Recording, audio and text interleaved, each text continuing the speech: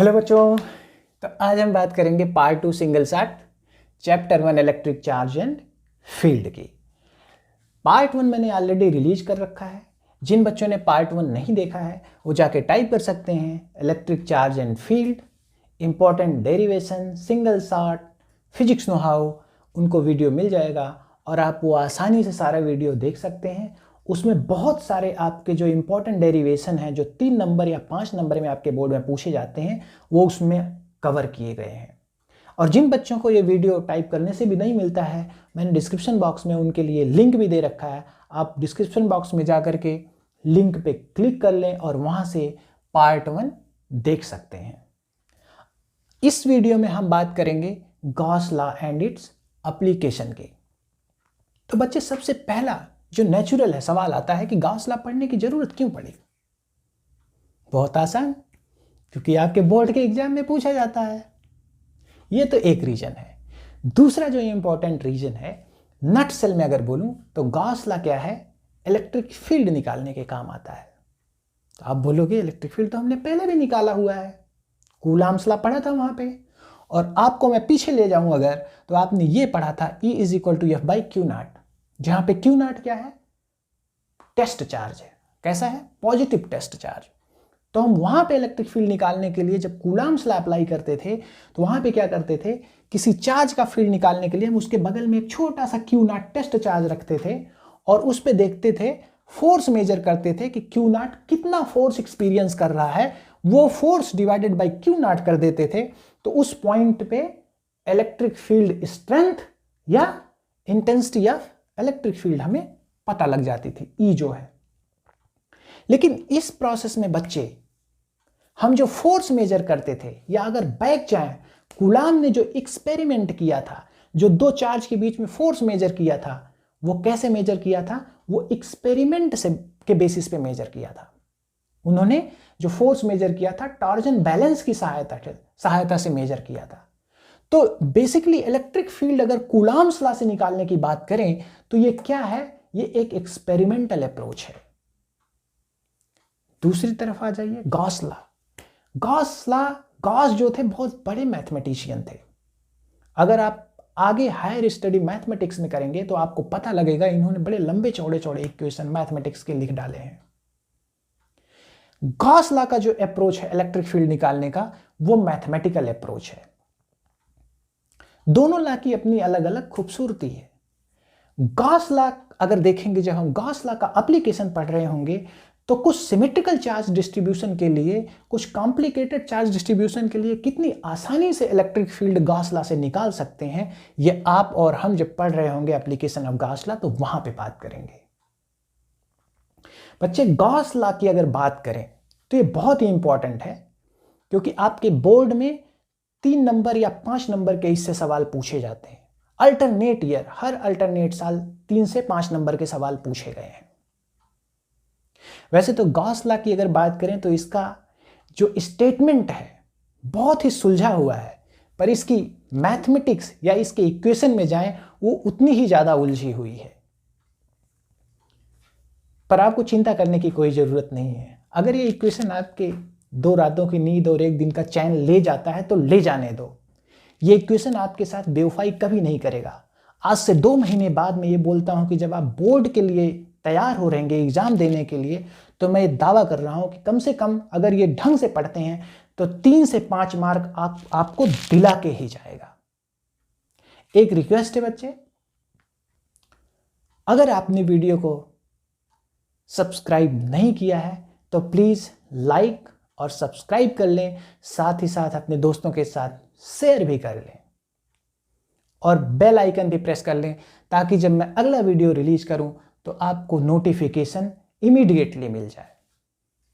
तो बच्चे, अगर देखें हम इधर बात करें गॉस लॉ एंड इस एप्लीकेशन की, तो सबसे पहले हम बात करेंगे गॉस लॉ की, जिसमें गॉस लॉ पढ़ने से पहले हम बात करेंगे एरिया की और इलेक्ट्रिक फ्लक्स, या जिसको हम खाली सिंपल फ्लक्स भी बोल सकते हैं। तो अब हम क्या करेंगे, 1 बाय 1 बात करेंगे। पहले एरिया की बात करेंगे, उसके बाद इलेक्ट्रिक फ्लक्स की बात करेंगे। तो बच्चे, एरिया क्या है, मैंने यहां पे लिखा हुआ है vector or scalar question mark. अभी तक आपने पढ़ते आए हो एरिया निकालना है, कोई रेक्टेंगल है तो आप क्या कर सकते हो, लेंथ इंटू ब्रेड्थ कर देते हो, आपको एरिया निकल गया। आज तक आपने किसी ने डायरेक्शन की बात नहीं करी और हमें जरूरत भी नहीं पड़ी, हमारा काम हो जा रहा था। लेकिन फिजिक्स में आपको डायरेक्शन की भी जरूरत पड़ेगी और मैग्नीट्यूड की जरूरत पड़ेगी। तो हमें यह समझना जरूरी है कि एरिया वेक्टर है या फिर स्केलर है। आइए देखते हैं। ये व्हाइट बोर्ड बहुत ज्यादा चमक रहा है, थोड़ा इस पे अंधेरा करते हैं। तो मैंने क्या किया बच्चे, इस पे अपना हाथ, ये जो रोशनी पड़ रही है इस पे मैंने क्या किया, देखिए मेरे हाथ का ये एरिया है, मैंने क्या किया आगे डाला तो यहां पे ये देखिए ये क्या हो रहा है, इसका शैडो पड़ रहा है। अब मैंने क्या किया, इस अपने हाथ को ऐसे धीरे धीरे फोल्ड करता हूं, ये देखिए ये दिख रहा है, फोल्ड करता हूं तो ये क्या हो रहा है, शैडो चेंज हो रहा है यहां से, या ऐसे किया या देखो ये शैडो चेंज हो रहा है। इसका मतलब क्या हुआ कि अगर मैं अपने हाथ का ओरिएंटेशन चेंज कर रहा हूं यानी डायरेक्शन चेंज कर रहा हूं तो शैडो क्या हो रही है, शैडो चेंज हो रही है।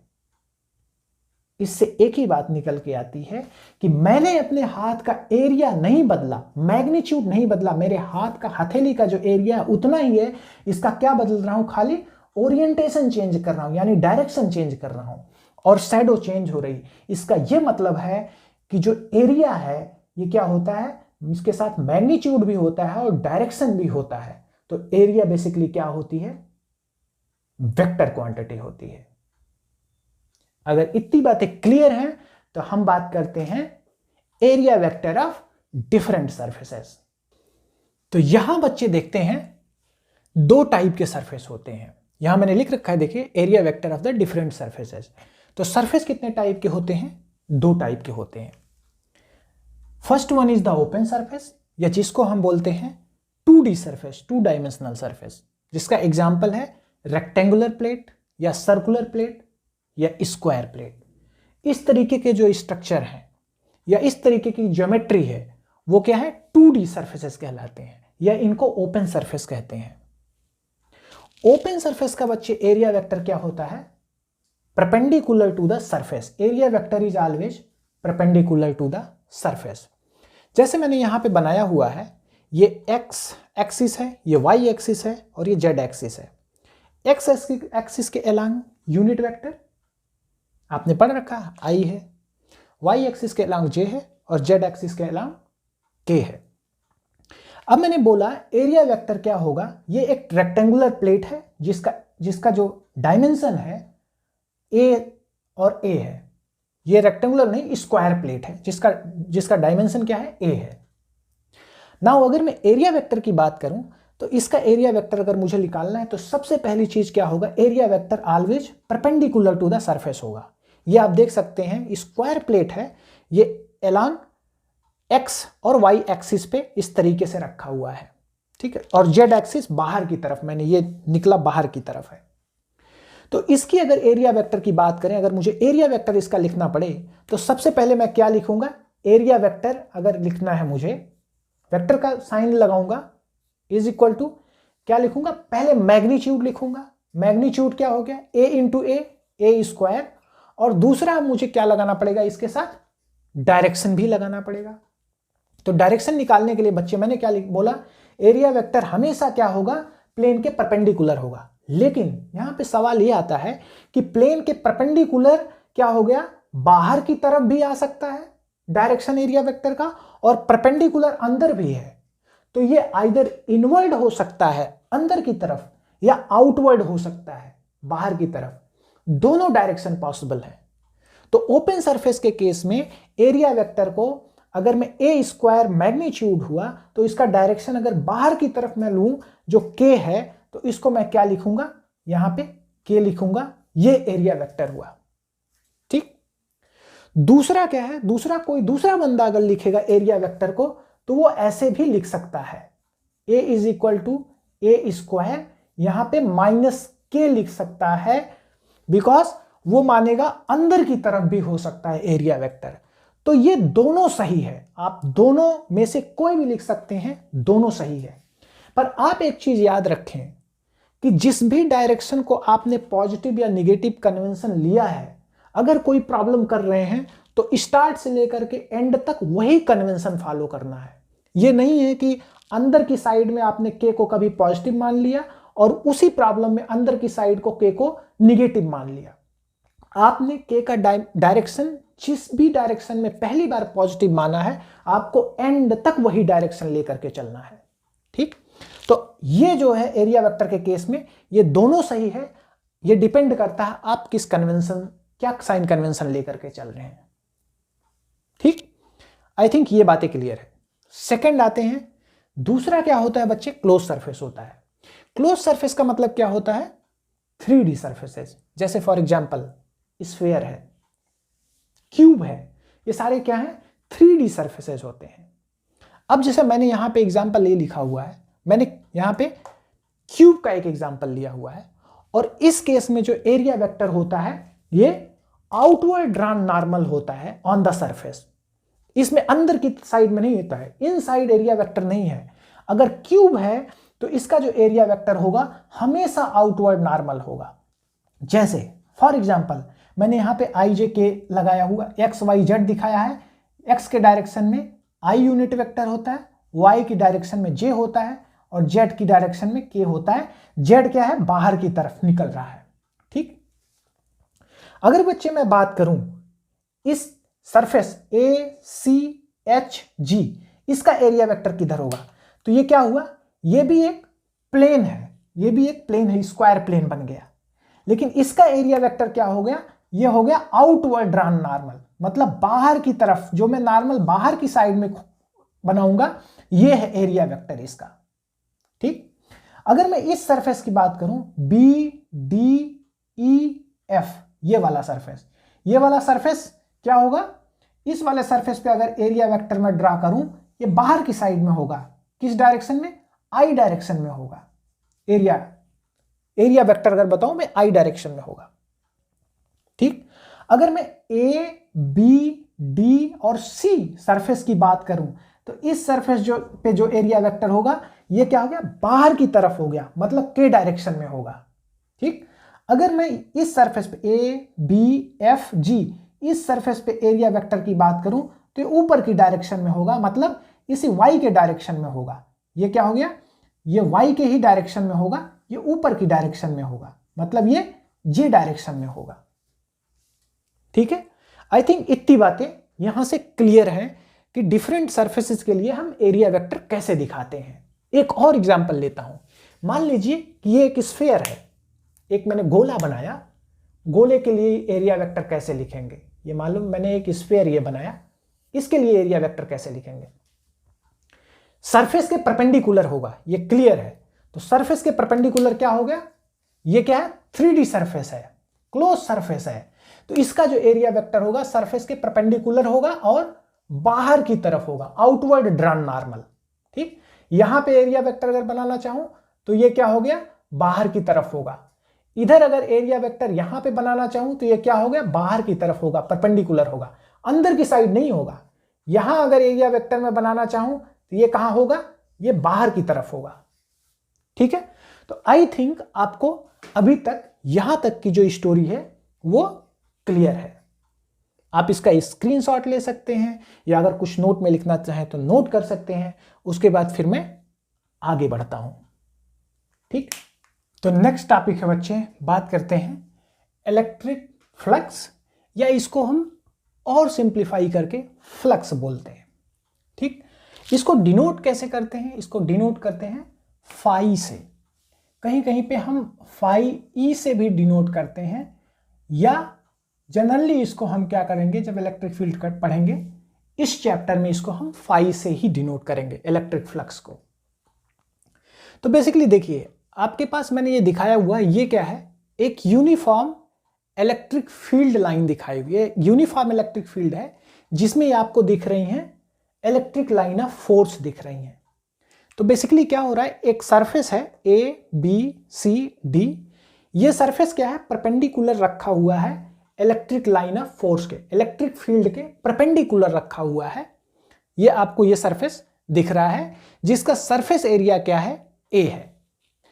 तो बच्चे एक्चुअली में क्या है, ये इलेक्ट्रिक लाइन ऑफ फोर्स जो है ये रिप्रेजेंट करती हैं इलेक्ट्रिक फील्ड को, ठीक है ना।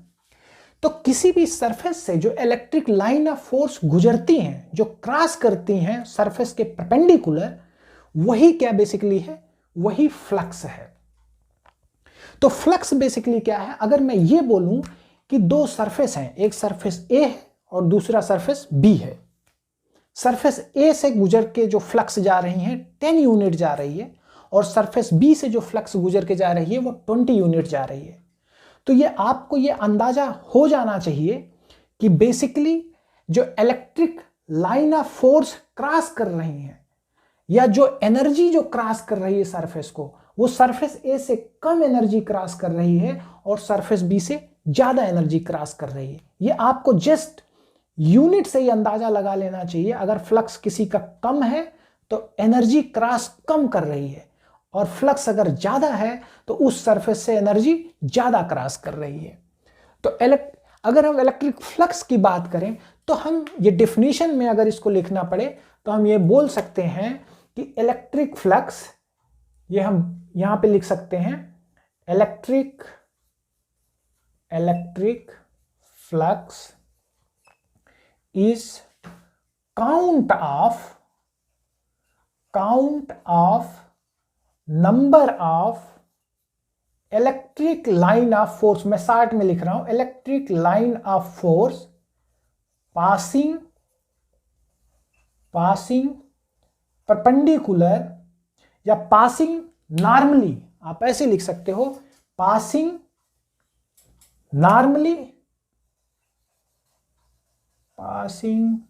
normally to a given surface। ये हो गया इलेक्ट्रिक फ्लक्स का डेफिनेशन हो गया। It is a count of number of line passing normally to a given surface. तो ये जो नॉर्मल सरफेस, नॉर्मल मतलब ऐसा सरफेस जो परपेंडिकुलर है, उसको क्रॉस करते हुए जितनी number of electric line of force गुजरेंगी, उन्हीं का काउंट, उसी number of electric field line की जो गिनती है, उसी को क्या कहते हैं, इलेक्ट्रिक फ्लक्स कहते हैं। ठीक है, तो ये डेफिनेशन आप लिख सकते हैं, आपके नोट में भी लिखा हुआ है। ठीक है, नाउ थोड़ा सा हम और आगे बढ़ते हैं।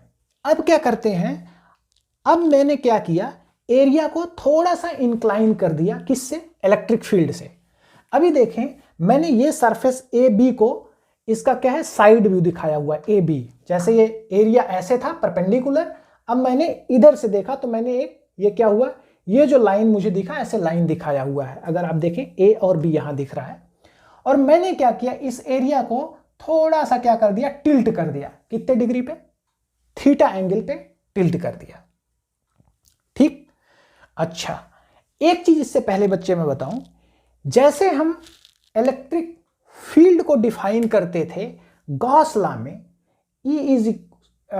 कूलॉम लॉ में, sorry, E is equal to हम क्या लिखते थे, force divided by Q naught करते थे। इलेक्ट्रिक फील्ड को इस तरीके से हमने कूलॉम लॉ में डिफाइन किया था।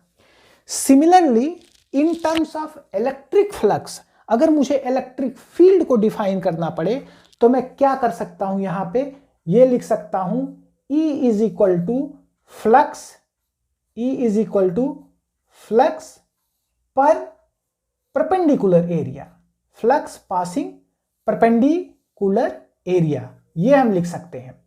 और इसको मैं और आगे थोड़ा लिखूं तो E इज इक्वल टू हम लिख सकते हैं phi divided by A perpendicular.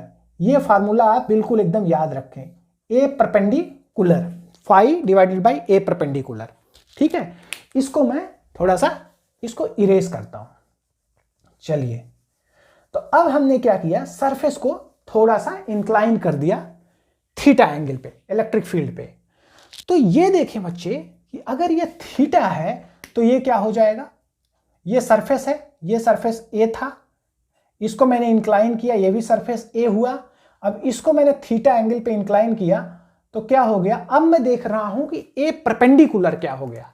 तो इस सरफेस का जो परपेंडिकुलर बना, ये सरफेस का एक जो कंपोनेंट होगा परपेंडिकुलर ये बनेगा, और इसका एक पैरेलल कंपोनेंट इधर बनेगा जो इलेक्ट्रिक फील्ड के पैरेलल होगा। ये वाली क्या है, ये बेसिकली इलेक्ट्रिक फील्ड है, ये वाली इलेक्ट्रिक फील्ड है। ठीक, तो अब मैं देखूं यहां पे ए परपेंडिकुलर की बात करूं तो ये थीटा है, तो ये वाली एंगल कितना हो जाएगा, ये भी थीटा ही हो जाएगा, ये थीटा होगा। ये देखिए दोनों पैरेलल लाइन हो गई। ठीक, ये थीटा हो गया। नाउ अगर ये थीटा हो गया तो ये वाला जो एरिया है, ये वाला तो एरिया कितना है, ये वाला अगर मैं बात करूं ए है, तो ये वाला एरिया का कंपोनेंट जो इलेक्ट्रिक फील्ड के परपेंडिकुलर होगा, ये क्या हो जाएगा, ए इंटू कॉस थीटा हो जाएगा कि नहीं, एक बार देख लो, बिल्कुल हो जाएगा। ये बेस हो गया तो ये बेसिकली कॉस थीटा बन गया। ठीक है, अच्छा, और ए पैरेलल क्या हो जाएगा, एक कंपोनेंट इधर आएगा, ए पैरेलल क्या हो जाएगा, ए साइन थीटा हो जाएगा, बिल्कुल हो जाएगा। लेकिन आप एक चीज देखो, जो एरिया का वो कंपोनेंट जो इलेक्ट्रिक फील्ड के पैरेलल हो गया, उसमें से होकर के, जैसे ये एरिया ऐसे इंक्लाइन था, ये क्या हुआ, पैरेलल हो गया, अब इसके ऊपर से इलेक्ट्रिक फील्ड गुजर रही है, इसको काटते हुए तो नहीं जा रही है, तो इससे क्या हुआ, इससे तो कोई इलेक्ट्रिक फील्ड लाइन जा ही नहीं रही है, जीरो लाइन जा रही है। जब इलेक्ट्रिक फील्ड लाइन ही नहीं जा रही है तो इस पे मैं बोल सकता हूं इससे गुजरने वाला जो फ्लक्स हो गया वो जीरो हो गया, इस एरिया की मैं बात ही नहीं करूंगा। ठीक, और वैसे भी अगर यहां देखो, इलेक्ट्रिक फील्ड को फ्लक्स के टर्म में हम डिफाइन करते हैं, E is equal to phi upon A perpendicular. Perpendicular area important हमारे लिए। ठीक, तो परपेंडिकुलर एरिया बच्चे यहां से क्या निकल के आया, ए कॉस थीटा हो गया। अब मैं अगर E यही इक्वेशन लिखूं जो मैंने यहां पे बात किया था, E इज इक्वल टू क्या हो जाएगा, flux divided by perpendicular area. Perpendicular area क्या है, ए कॉस थीटा हो गया, देखो ए कॉस थीटा। ठीक, या इसको मैं लिख सकता हूं, इसको मैं इस तरीके से लिख सकता हूं, फाई इज इक्वल टू, अगर मुझे लिखना पड़े तो मैं क्या लिखूंगा, E इंटू ए कॉस थीटा। बिल्कुल ये लिख सकता हूं, बिल्कुल यहां से लिख सकता हूं। अच्छा, अब मुझे एक चीज समझ में आ रहा है, कुछ आप बोलोगे इस इक्वेशन को देख करके कुछ होता है, जरूर होगा, बिल्कुल होगा, क्योंकि बच्चे आपको 11th में कुछ ना कुछ हुआ था इसको देख करके, ए डॉट बी बराबर ए बी कॉस थीटा पढ़ा था, और मुझे पक्का पता है दो वेक्टर का dot A B cos theta होता है। यहां से मुझे ये दिख गया, यहां पे E है इलेक्ट्रिक फील्ड, ये भी वेक्टर है, और यहां पे ये क्या लिखा है, एरिया।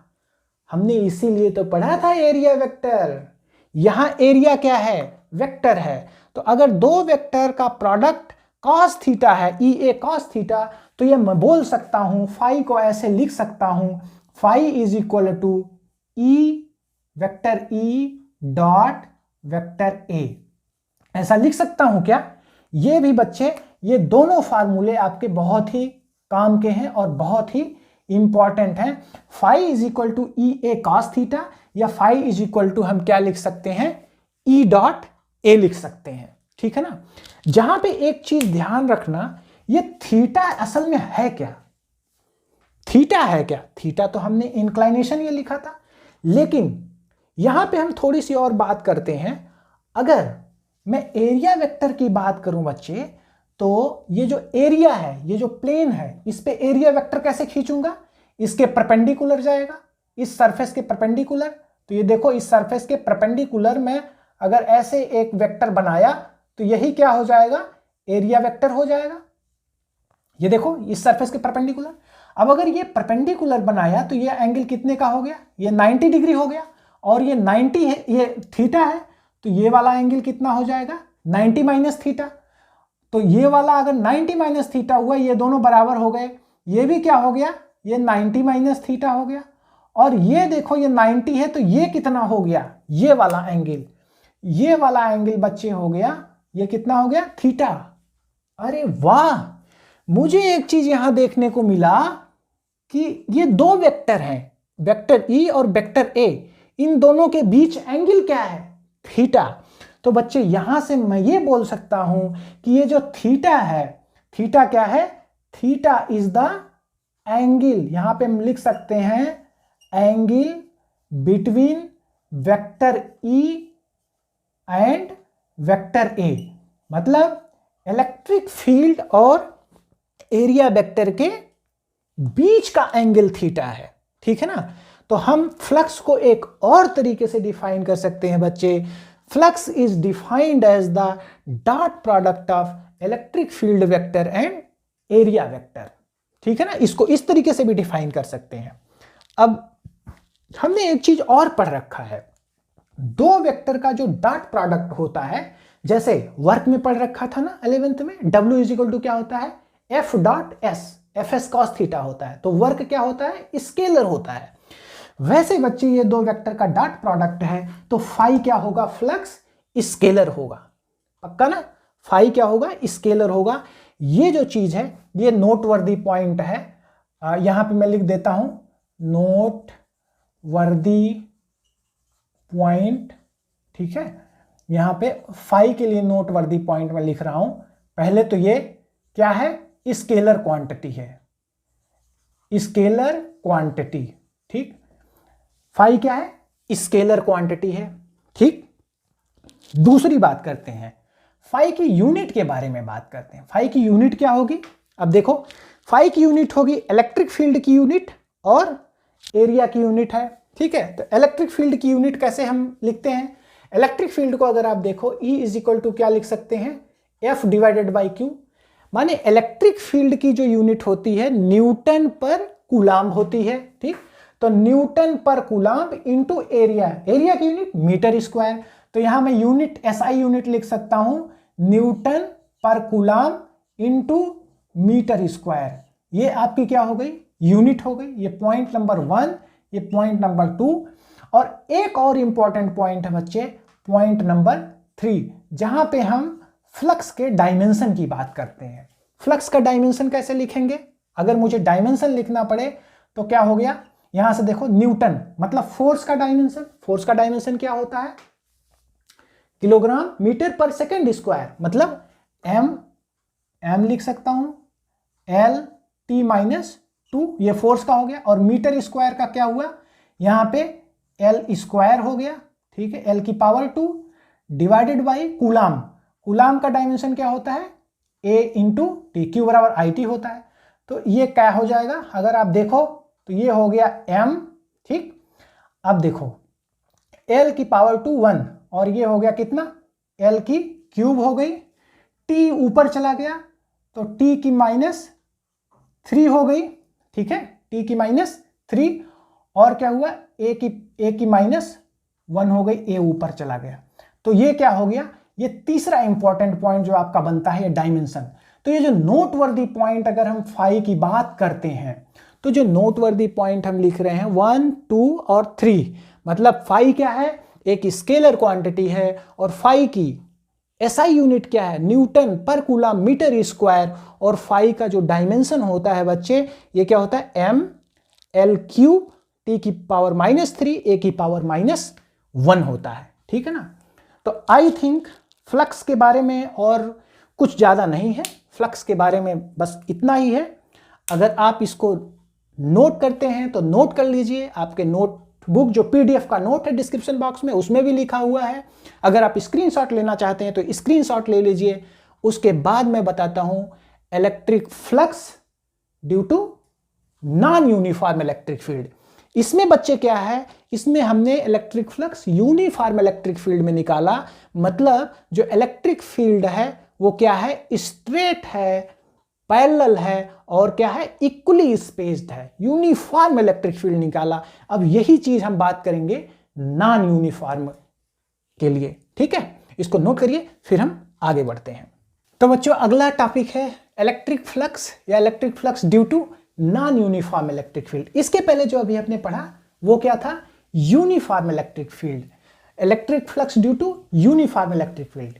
यूनिफॉर्म इलेक्ट्रिक फील्ड क्या होती है, ऐसी इलेक्ट्रिक फील्ड जो स्ट्रेट हो, पैरेलल हो और इक्वली स्पेस्ड हो, दोनों के बीच में, दो लाइन के बीच में बराबर का स्पेस हो, ऐसी इलेक्ट्रिक फील्ड को क्या कहते हैं, यूनिफॉर्म इलेक्ट्रिक फील्ड। पर बच्चे यहां पे अगर देखो, एक मैंने ये सरफेस बनाया हुआ है, इस सरफेस का ऐसे नाम दे देते हैं, मान लो इस सरफेस को हम बोल देते हैं M, ठीक। नाउ अब अगर देखो ये सरफेस से गुजर तो रही है इलेक्ट्रिक फील्ड, इसका मतलब इस सरफेस से हो करके इलेक्ट्रिक फ्लक्स निकल रहा है। मतलब एनर्जी क्रॉस कर रही है। लेकिन बच्चे यहाँ पे एक डिफरेंस है, पिछला जो हमने एग्जाम्पल लिया था, जो यूनिफॉर्म का केस डिस्कस किया था, यहाँ से और वहाँ से डिफरेंस ये है कि यहाँ पे देखो इलेक्ट्रिक फील्ड इस लोकेशन पे अगर हम देखें तो ये क्या है, ये बहुत पास पास है, ठीक। और यहाँ पे देखो इलेक्ट्रिक फील्ड दूर दूर है। इसका मतलब ये जो इलेक्ट्रिक फील्ड है एक जगह से यहां तक जाने में वेरी कर रहा है, मतलब इलेक्ट्रिक फील्ड यूनिफॉर्म नहीं है। इलेक्ट्रिक फील्ड एक नॉन यूनिफॉर्म का केस हो गया। ऐसे केस में मैं अगर इलेक्ट्रिक फ्लक्स इस सरफेस m से निकालना है तो कैसे निकालेंगे बच्चे? देखो, अगर मैं इससे इलेक्ट्रिक फ्लक्स निकालना हो मुझे, तो मैं क्या करूंगा, इस सरफेस पे सबसे पहले एक एरिया वेक्टर बनाऊंगा, ठीक। अच्छा, एरिया वेक्टर कैसे बनाए? मान लो एरिया वेक्टर मैंने यहां पकड़ा और यहां पे एक एरिया वेक्टर इस सरफेस के परपेंडिकुलर बना दिया। ये एरिया वेक्टर देखो, ये परपेंडिकुलर, मैंने इस सरफेस के परपेंडिकुलर पूछा। अब मैं देखता हूं कि इलेक्ट्रिक फील्ड और एरिया वेक्टर के बीच में मान लो कि एक एंगल है, कितना? एक एंगल है थीटा, ठीक है। ये एंगल कितने का? थीटा का बना। अच्छा, अब मैं क्या करूंगा, एक छोटा सा एरिया लूंगा, इसी का एक छोटा सा एरिया, और ये मानूंगा इस एरिया पे, ये बहुत ही छोटा एरिया है, इसको मानूंगा बहुत छोटा, DA, बहुत छोटा सा एलिमेंट है, DA लूंगा। और मैं ये मानूंगा इस DA में से जितने भी लाइन गुजर रही हैं वो क्या है, यूनिफॉर्म है, ठीक है ना, बहुत पास पास है। मतलब ऐसा मान लूं कि इस एरिया से यूनिफॉर्म इलेक्ट्रिक लाइन गुजर रही, इतना छोटा सरफेस है। अच्छा, अगर इस एरिया से मैं देखता हूं जो इलेक्ट्रिक फ्लक्स गुजरेगा, एरिया एलिमेंट छोटा सा है, तो फ्लक्स भी कितना होगा, छोटा सा होगा। उसको मैं क्या बोलता हूं, उस छोटे से फ्लक्स को मान लो मैंने बोल दिया d फाई, फ्लक्स को हमने फाई से डिनोट करते हैं, छोटा सा एलिमेंट हो गया, d फाई हो गया। अब d फाई निकालने के लिए हमने क्या देखा था इक्वेशन में, हमने देखा था, हम बोलते हैं E डॉट क्या होता था, एरिया होता था वहां पे, E डॉट ए, हमने अभी पढ़ा था सॉरी। लेकिन यहां पे आप देखो, अगर एरिया की बात करो तो एरिया बच्चे क्या है, बहुत ही छोटा एलिमेंटल एरिया है। तो मैं यहां पे एरिया को क्या लिखूंगा, DA लिख दूंगा और इसके ऊपर वेक्टर लगा दिया, तो ये एरिया एलिमेंट हो गया। तो ये अगर मैं छोटा सा फाई निकाल लूं और इस सरफेस को पूरा का पूरा क्या कर दूं, छोटे छोटे टुकड़े में जोड़ दूं, ठीक है। ऐसे पहले छोटा छोटा टुकड़ा तोड़ तोड़ के ई डॉट डी ए बनाया और हर छोटे टुकड़े को जोड़ दिया। कैसे? इंटीग्रेट कर दिया, मतलब मैथमेटिक्स के लैंग्वेज में उसको इंटीग्रेट कर दिया।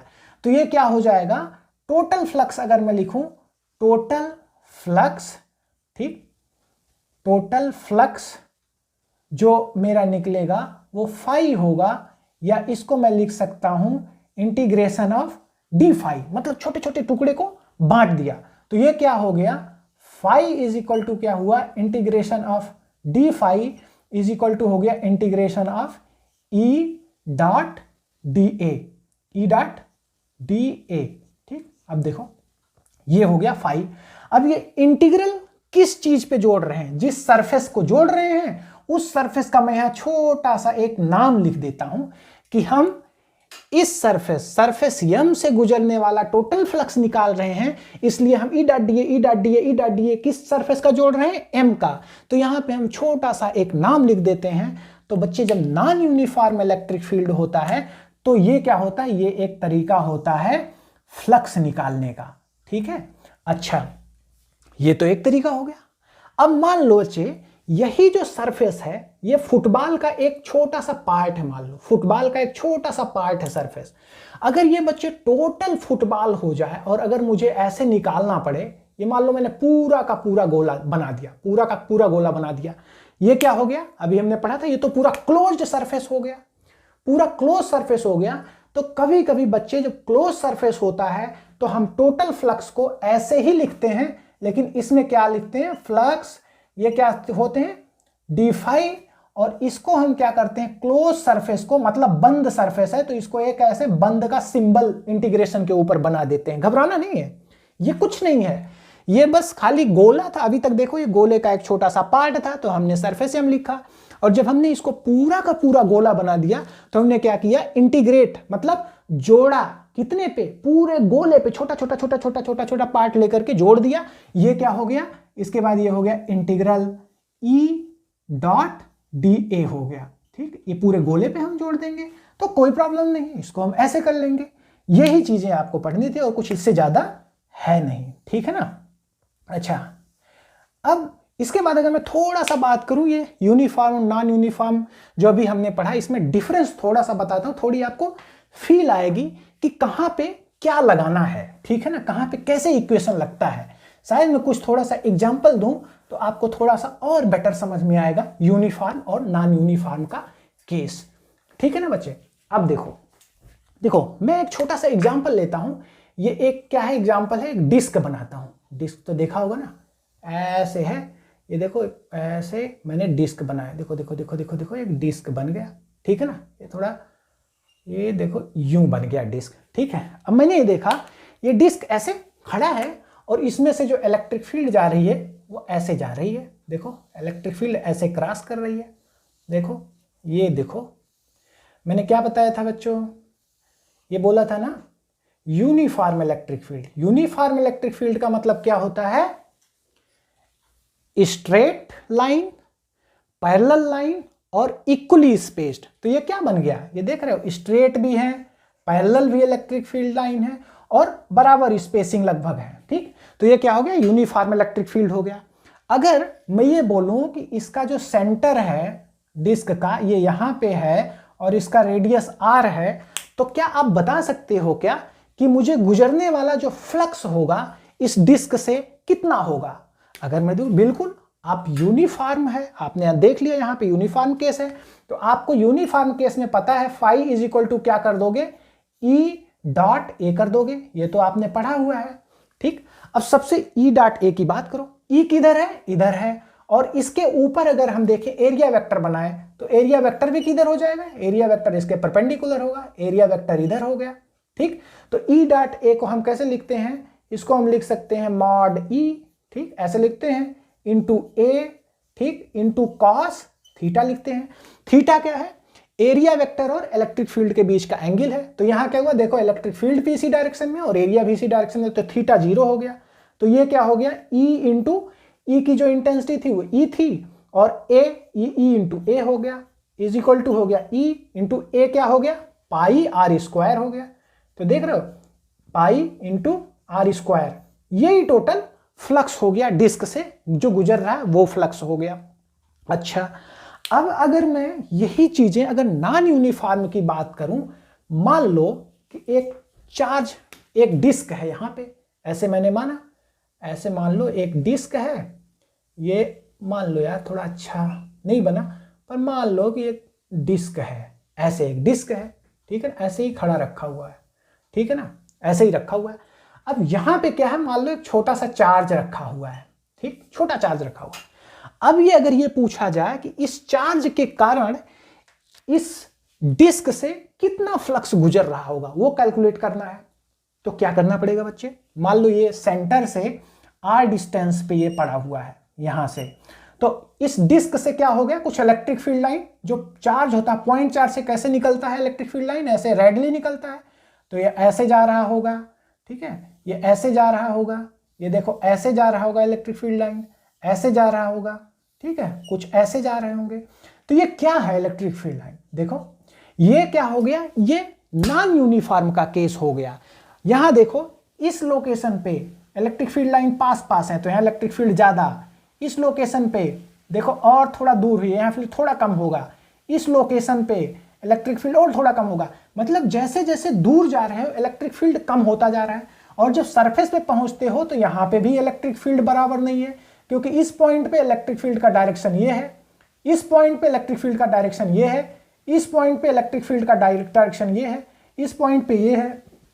तो डिस्क के सारे पॉइंट पे इलेक्ट्रिक फील्ड का डायरेक्शन बदल रहा है। इसका मतलब क्या हुआ, इलेक्ट्रिक फील्ड क्या है, वेक्टर क्वांटिटी है, जिसमें आइदर वेक्टर क्वांटिटी का या तो मैग्नीट्यूड बदल जाए तो भी क्या हो गया, वो नॉन यूनिफॉर्म हो गया, और अगर डायरेक्शन बदल जाए तो भी नॉन यूनिफॉर्म हो गया। तो यहाँ हर लोकेशन पे डायरेक्शन बदल रहा है, इसलिए क्या हो गया, ये जो केस बना ये नॉन यूनिफॉर्म का केस बना। और अगर बच्चे मुझे पॉइंट चार्ज की वजह से अगर डिस्क पे निकालना पड़े तो मुझे क्या करना पड़ेगा, एक छोटा एलिमेंट लेकर के डिस्क पे, और ये क्या करना पड़ेगा, ऐसे पूरा इंटीग्रेट करना पड़ेगा पूरे डिस्क का सरफेस, तब मुझे फ्लक्स निकल के आएगा। तो ये डिफरेंसेज है यूनिफॉर्म और सॉरी और नॉन यूनिफॉर्म के केस में। ये डिफरेंस है, आपको ये डिफरेंस डिस्टिंग्विश करने आना चाहिए, तभी आप पता लगा पाओगे कि आपको इंटीग्रल ई डॉट डी ए करना है या simple E into D A करना है। बट आपके केस में ये वाला नहीं आएगा, ठीक है, ये बिल्कुल नहीं आएगा, बोर्ड के केस में आएगा ही नहीं। बोर्ड के केस में इस तरीके के सवाल आएंगे जिसको आपको करने आना चाहिए, ठीक है। अगर इतनी बातें क्लियर है तो फिर हम आगे बढ़ते हैं। तो बच्चों अगला टॉपिक है हमारा जो बनता है गॉस लॉ या गॉस थ्योरम का। अगर आप देखो तो यहाँ पे मैंने गॉस लॉ भी लिखा हुआ है और गॉस थ्योरम भी लिखा हुआ है। दोनों में पहले डिफरेंस समझो। एक्चुअली कहीं कहीं पे कुछ कुछ बुक्स में आपको गॉस लॉ मिलेगा और कहीं कहीं पे गॉस थ्योरम भी मिलेगा। देखो लॉ को प्रूव नहीं किया जा सकता, लॉ होता है, ठीक है। किसको प्रूव कर सकते हो, थ्योरम को। जैसे आपने क्या पढ़ा है, बचपन से ही पढ़ा है पाइथागोरस थ्योरम, पाइथागोरस लॉ नहीं है, पाइथागोरस थ्योरम को आप प्रूफ करते हो। तो क्या है कि इसलिए कहीं कहीं पे लॉ भी लिखते हैं, कहीं कहीं पे थ्योरम भी लिखते हैं, बट गॉस लॉ को हम प्रूफ कर सकते हैं, इसलिए यहां पे हम थ्योरम भी बोलते हैं, ठीक है ना। तो अब हम बात करते हैं इसके स्टेटमेंट की। तो स्टेटमेंट मैंने लिखा हुआ है कि total flux through a close surface is equal to 1/ε0 times the net charge enclosed by the surface, ठीक है। ये स्टेटमेंट है और इसका जो मैथमेटिकल स्टेटमेंट है जिसका मतलब है phi is equal to closed integral E dot D A is equal to Q enclosed, ठीक है। क्यू इन मैंने लिखा है या इसको क्यू इनक्लोज्ड भी बोलते हैं, डिवाइडेड बाय ε0, ठीक है। ये मैथमेटिकल इक्वेशन है। अच्छा, अब अगर हम बात करें गॉस लॉ के प्रूफ की, ठीक, तो क्या करना है हमें, प्रूफ तो यही करना है, E dot D A is equal to Q enclosed by ε0। तो इसके लिए बच्चे सबसे पहले हमें क्या करना है, सबसे पहले हमें ये देखना हमने क्या लिया, एक पॉइंट चार्ज लिया प्रूफ करने के लिए। ये देखो मैंने पॉइंट चार्ज लिया। अब ये पॉइंट चार्ज अगर मैंने लिया तो मुझे सबसे पहले ये देख बनाना है, सोचना है इस पॉइंट चार्ज का गॉसियन सरफेस कैसे बनाऊं। देखिए गॉसियन सरफेस कई तरीके से हो सकते हैं। अब गॉसियन सरफेस क्या होता है, गॉसियन सरफेस क्या होता है, it is imaginary surface which closed some charge. मतलब कोई भी closed surface, imaginary close surface बनाइए जिसके अंदर कोई ना कोई चार्ज हो, that imaginary surface is known as Gaussian surface. तो गॉसियन सरफेस को अगर जितनी ही सादगी से आप गॉसियन सरफेस को चूज करोगे, गॉस लॉ उतनी ही मासूमियत से आपको आंसर करेगा, ये बात ध्यान रखना। तो मैंने क्या किया, यहां पे पॉइंट चार्ज क्यू लिया और एक गॉसियन सरफेस लिया क्यू के चारों बगल। गॉसियन सरफेस लेने के लिए हमें थोड़ी सी चालाकी करनी पड़ती है, बिकॉज ये इस तरीके के मैथमेटिकल इक्वेशन को डील करने के लिए हमेशा ये प्रिफर्ड होता है कि जो गॉसियन सरफेस हम चूज करें वो सिमेट्रिकल हो, ताकि हम आसानी से इसका इंटीग्रेट कर सकें, सरफेस को जोड़ सकें, ठीक। तो मैंने क्या लिया, क्यू चार्ज के चारों बगल क्या लिया, एक सिमेट्रिकल सरफेस लिया, स्पेयर। जैसे फुटबॉल है, फुटबॉल के अंदर मैंने सेंटर पे चार्ज रखा और इसके चारों बगल फुटबॉल बना दिया, ठीक। तो मैंने एक सरफेस ले लिया। अब मैं एज्यूम करता हूं, मैं मानता हूं कि ये जो पॉइंट चार्ज है, पॉइंट चार्ज की हर पॉइंट से दूरी गॉसियन सरफेस के, ये मान लीजिए आर है, रेडियस क्या है, स्फीयर का आर है, ठीक है। मैं यहां पे लिख देता हूं ये गॉसियन सरफेस है, ठीक, गॉसियन सरफेस, ठीक। चलिए अच्छा, अब हम क्या करते हैं, हमने देखा कि यहां पे आर रेडियस का एक हमने ये गॉसियन सरफेस खींच लिया। अब देखो इस पे अगर मैं बात करूं इक्वेशन अप्लाई करने का, ठीक है, मुझे क्या करना है, यही सेम इक्वेशन अप्लाई करना है। तो मैं क्या करता हूं, phi is equal to, phi निकालता हूं सबसे पहले, closed integral E dot D A करता हूं, ठीक है ना, ई डॉट डी ए लिखता हूं, डीए क्या है बच्चे? डीए है एरिया वेक्टर और ई क्या है? इलेक्ट्रिक फील्ड है। अगर मैं किसी भी पॉइंट पी पे यहां पे मानूं गॉसियन सरफेस पे, अगर मैं इस सरफेस पे एक छोटा सा एलिमेंट एरिया वेक्टर बनाऊं।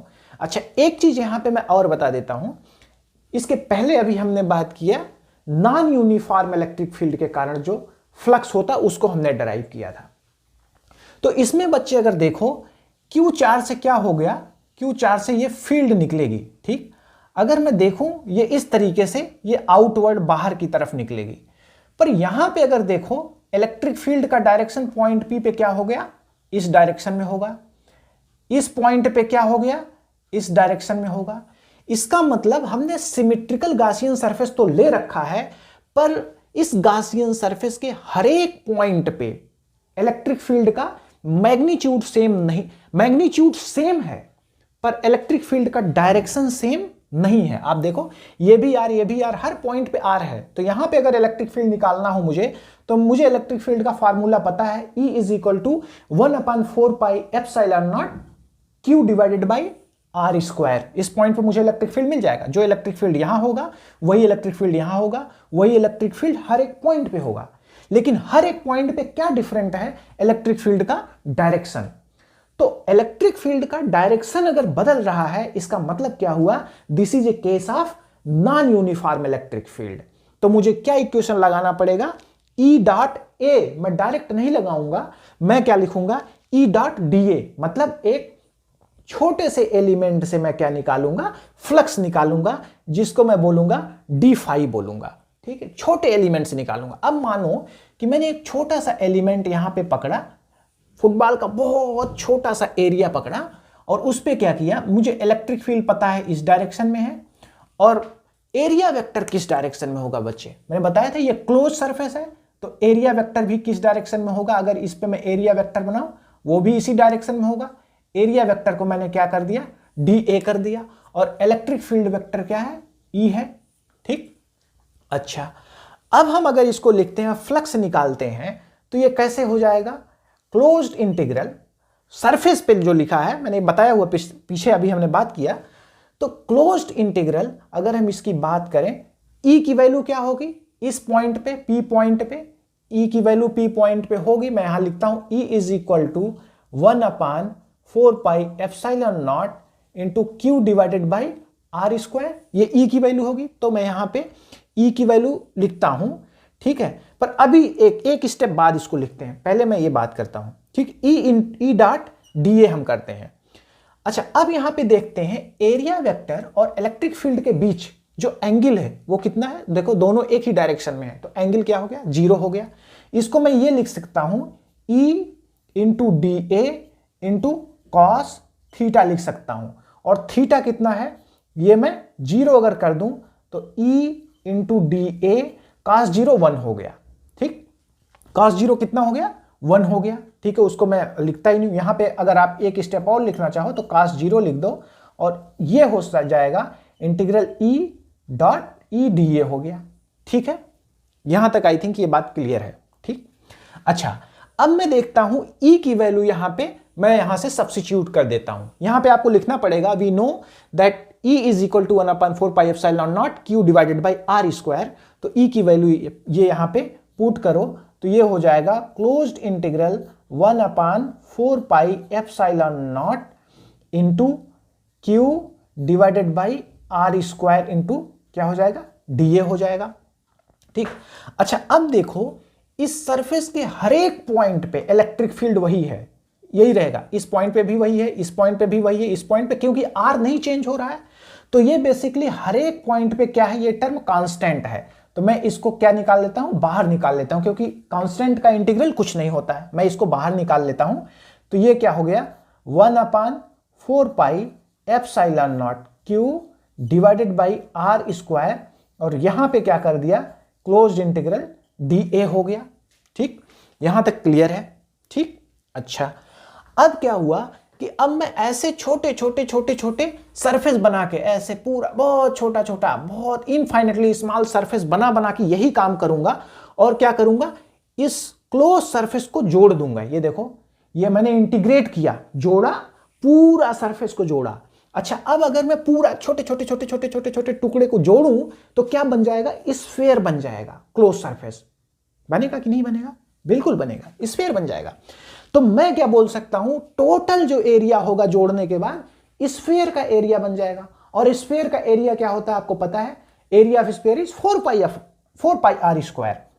तो मैं यहां पे लिखता हूं 1/4πε0 Q divided by r² into, इसको मैं क्या बोल सकता हूं, 4πr²।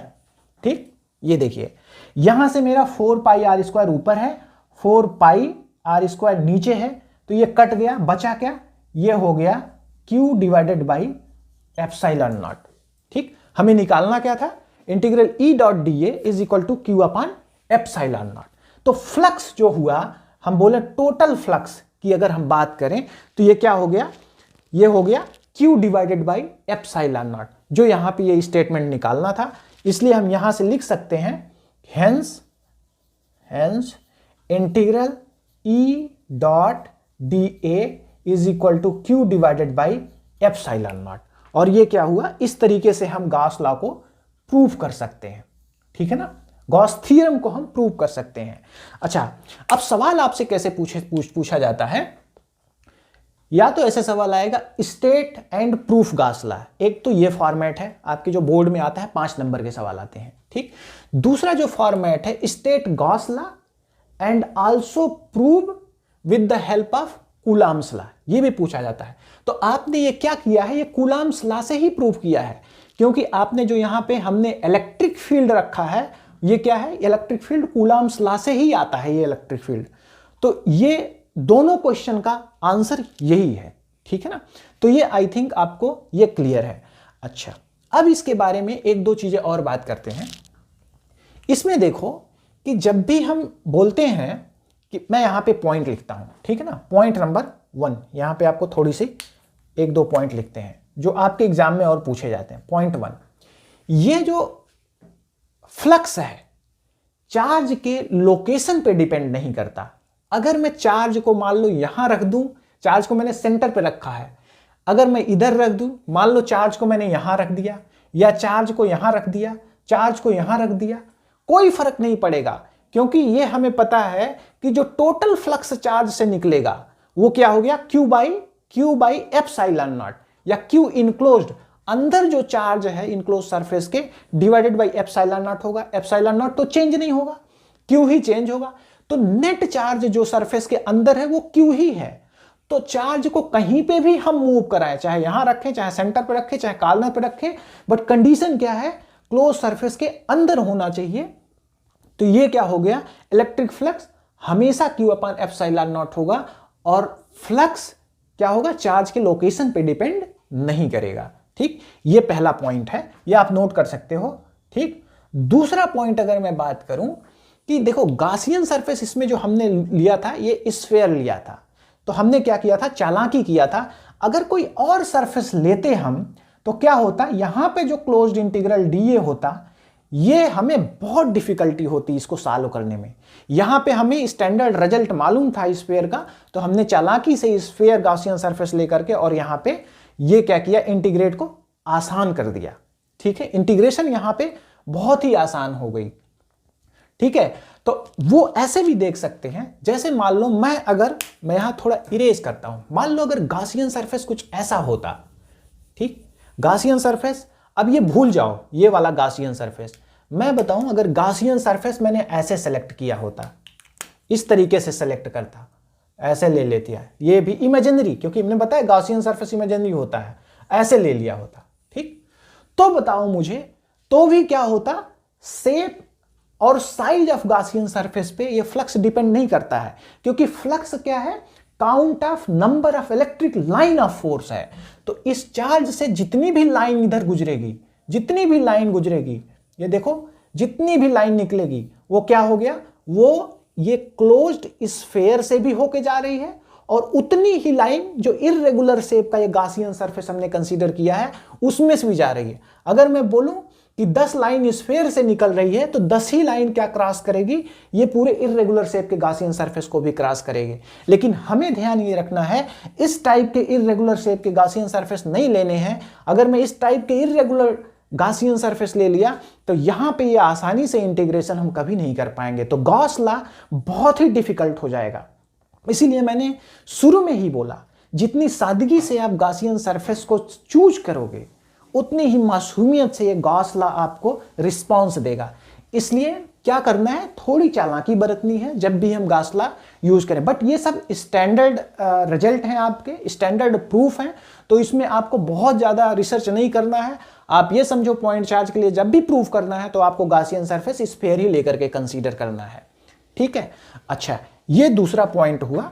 और ये पूछा जाता है कि कभी कभी ये पूछा जाता है, state Gauss law, state and proof Gauss law and also explain that it does not depend on the shape of Gaussian surface. तो मैंने यहां पे आपको एक्सप्लेन कर दिया, कैसा भी शेप ले लो इलेक्ट्रिक फ्लक्स चेंज नहीं होना है। इस तरीके से आप 1-2 लाइन में एक्सप्लेनेशन दे सकते हैं, ठीक है।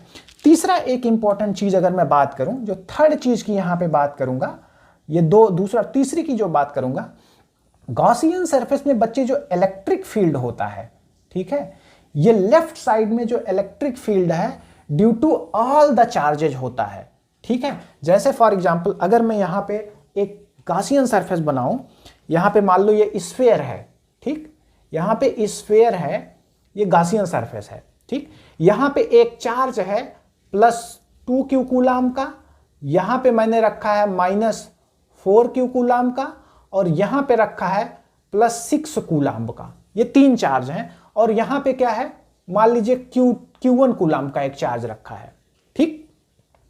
अगर मैं बोलूं कि इस गॉसियन सरफेस से नेट फ्लक्स क्या होगा, तो क्या होगा नेट फ्लक्स होगा फाई इज इक्वल टू क्या होगा, सीधे सिंपल लिखो, फाई इज इक्वल टू क्या होगा, सारे चार्ज जोड़ लो, इस गॉसियन सरफेस के अंदर जितने भी चार्ज हैं +2Q +6 कूलाम, ये कितना हो गया, ये हो गया कूलाम, ठीक है। ये हो गया, इसको मैं Q लिख देता हूं, ये भी +6Q है।